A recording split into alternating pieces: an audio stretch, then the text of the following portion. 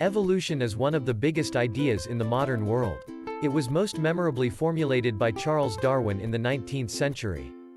Part of the theory focuses on the tendency of genes to mutate. When a frog, or microbe or giraffe, has a gene mutation, it usually that means they'll be unsuited to their environment and they'll die. But very occasionally, just by chance, the mutation gives them an advantage and makes them more successful. The mutation is passed on to their descendants, who will have the same advantage as their parents, and their resultant success will spread it ever further down the generations. But the key thing about gene mutation is that it takes time, a lot of it.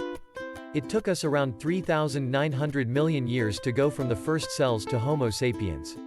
So the one thing we can be pretty sure about is that genetic mutation will not be a significant feature of the human world now. However, there's a second, equally interesting bit to Darwin's theory of evolution, which focuses on what gets called adaptation to the environment. Darwin pointed out that when an environment changes, a characteristic can suddenly shift from being an advantage to a disadvantage, and vice versa.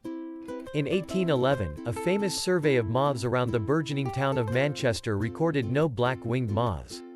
37 years later, in 1848, another survey discovered huge number of these creatures and far fewer white-winged moths.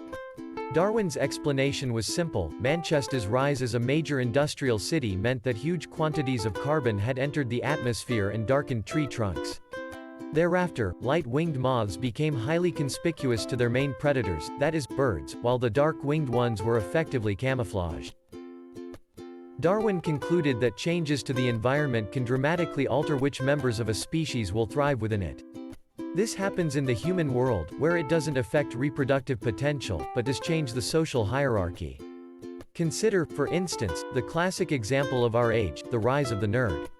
Being short-sighted, timid, having poor muscular development, being obsessed with complex abstract processes and being short on charisma and social skills used to be a recipe for an unsuccessful life. That's because, for most of history, making your way in the world was hugely dependent on physical strength and strong practical links to a family group. The weakling, the loner, the introvert was in a very disadvantageous position. Then, in the last quarter of the 20th century, the tech industry created an environment in which nerd characteristics turned out to be highly advantageous. Human beings are not themselves now evolving, or too slowly to matter, but our environment is changing very fast, and this has hugely privileged certain traits while penalizing others.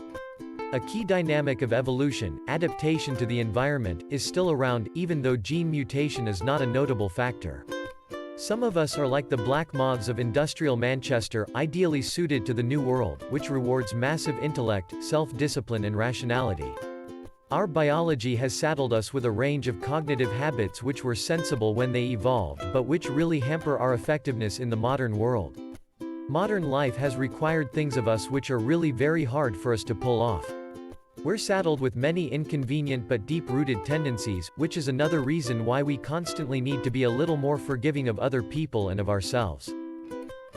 Thank you for watching. Subscribe to get updates on latest awesome videos.